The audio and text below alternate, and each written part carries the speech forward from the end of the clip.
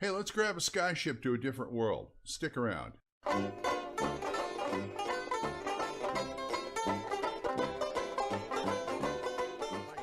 Old Man Grognard here with another review, and today we're going to be looking at Calidar in Stranger Skies by Bruce Hurd, Calidar Publishing 2014.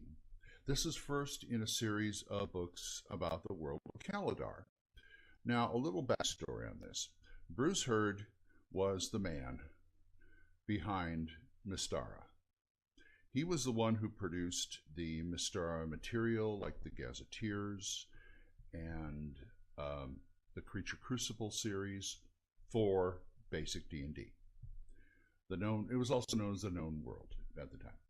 And in Dragon Magazine, he used to publish these little stories called The Voyage of the Princess Ark, which chronicled a crew of a skyship, because they had some skyships in Mystara that would travel Mystara and show you places you really didn't see in the Gazetteers or things like that.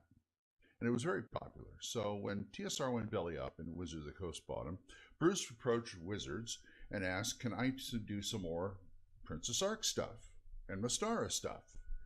And after hemming and hawing, they said no. So Bruce said, okay, fine, I'll create another world similar to this. Thus, Calidar. This is a 130-page book. And like I said, it's by Bruce Hurd, but the art by Ben Wooten, John Dollar, Savage Mojo, and Pierre Charles. This is a very interesting world. It's like Mystara, but not like Mystara. It takes place in this solar system that has regular, not only skyships, but interstellar skyships. So it's like taking it to the next level, basically.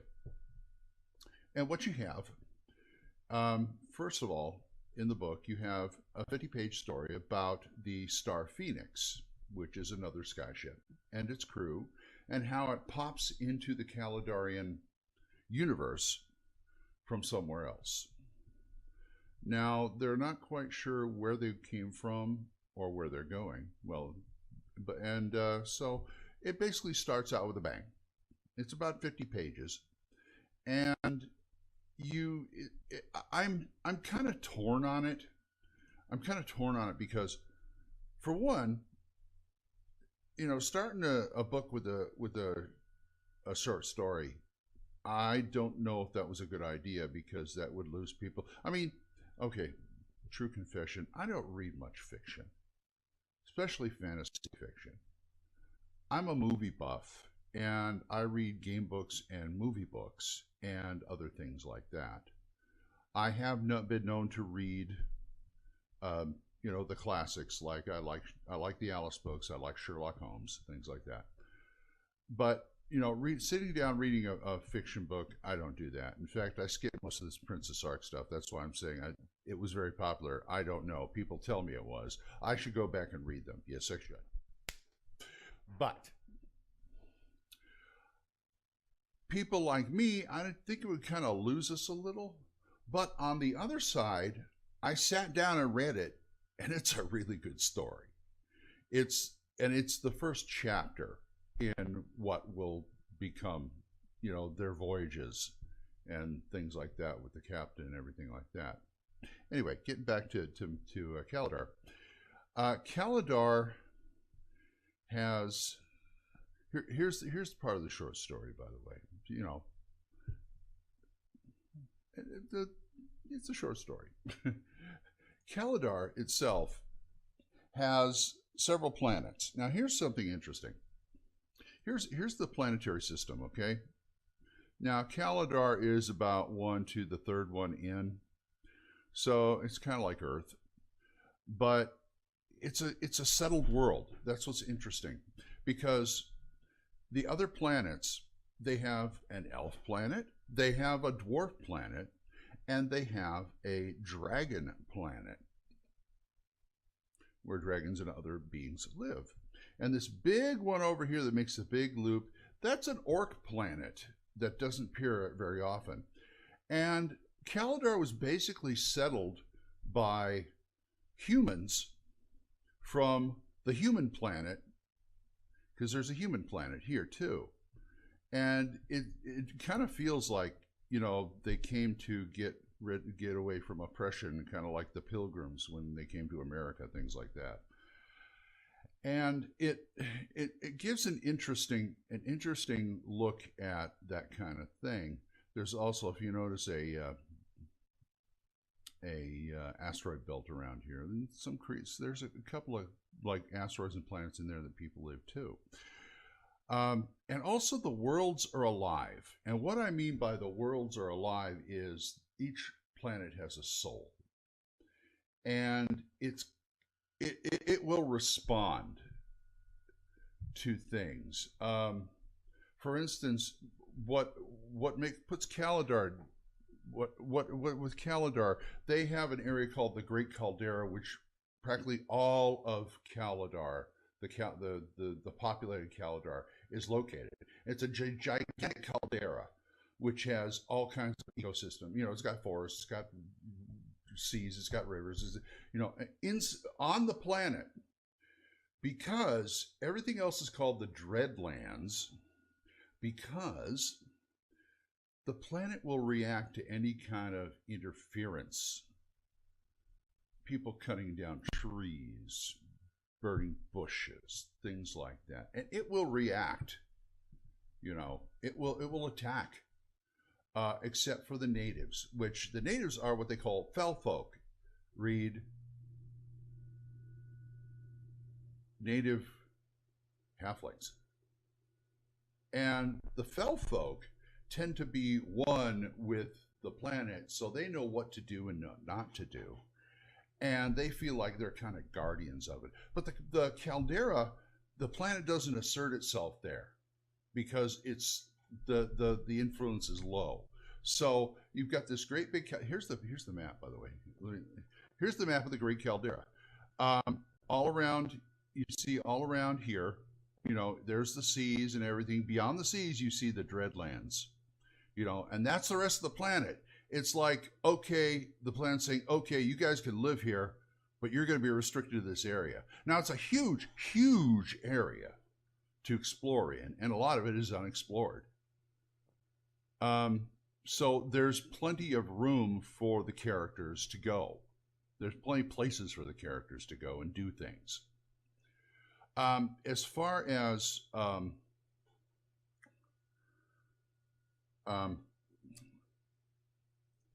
characters go, you have different types of men. You've got orcs. You've got, you know, you've got like a melting pot of people in Calidar, and it works. It does. It really does. Because, you know, you got them coming from the other planets, you know, and there's some orcs and goblins and stuff there too that got kind of, you know, see, every so many years the orc planet comes into, and when I say orc, I mean any kind of goblinoid or fell creature like gnolls. They live there. It's almost like it's like a dungeon planet, but they come near the other planets and they take their sky ships and go over and try and attack them. That's when they, you know, everybody has to be on alert, and then they go away for a while. Well, some of them stay. So that there's that dynamic. There is a political dynamic. There are a nation or two there that, if you like politics, it's a great place to be. It really is. And there's plenty of places, if you don't like politics, there's plenty of places to go get out of Dodge and just do your thing, you know, go fight monsters, go explore dungeons, things like that, because there were other races on there before you know, they got there. Space travel. Oh, actually, skyship space travel, similar to Spelljammer, similar. They do have flight within the atmosphere too. And there are different ways the different planets and the different races who have skyships go interstellar.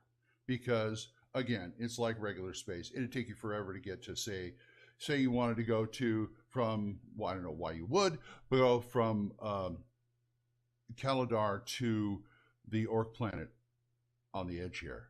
It would take you years and years and years and years. And different races who have skyships have different ways of circumnavigating that, aka, you know, like warp drives, things like that. But they're not really warp drives. I mean, you know, the gnomes do it by steam. Another group does it. The dragons do it by the hordes the dragons have. They take the hordes and they convert that into energy to power their skyships, things like that. The Calidarians use this thing called Sethya.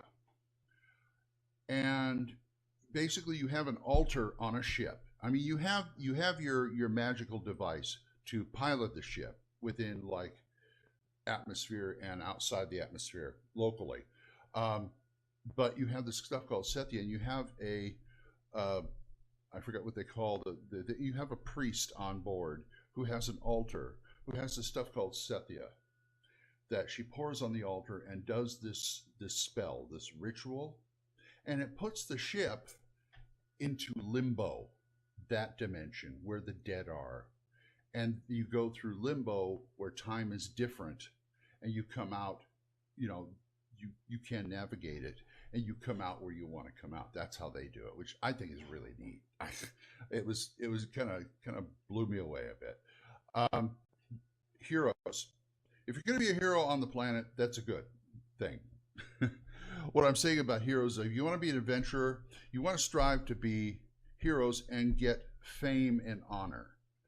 The Caldarians, or the people in some parts, the main part of Caldera, they put a lot of stock on dragon slaying because Draconis, the dragon planet, is their enemy, and they want the whole, you know, they could use the horde for something. They could use their dragon hordes for something else and things like that. But aside from that, what you do is you become an adventurer and you start getting known.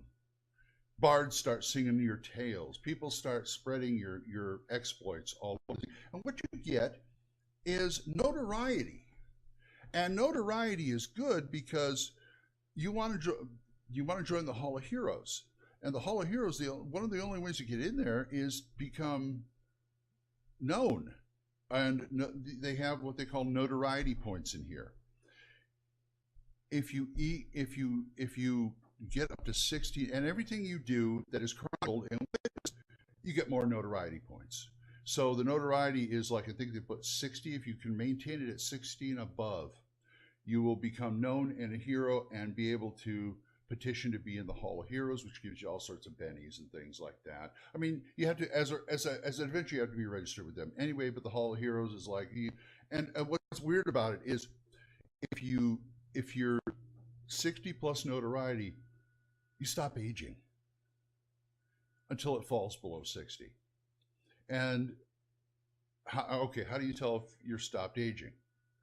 Except for, like, look at yourself 5 years later and have you stopped aging? Well, they've got priests at the Hall of Heroes who can tell. They have an innate gift to tell whether somebody has stopped aging or not. And so they're the ones that pass judgment on this. So they've got that dynamic. You've got the skyship dynamic. You can adventure all you want on the world. I have this book, and I have another one called Beyond the Skies, which is about the gods of Calidar. And you know, it goes on and on. And this book is, here's the book, by the way. It's a hardback. You can get it like this. Of course, you can get it like this. This is the way it comes.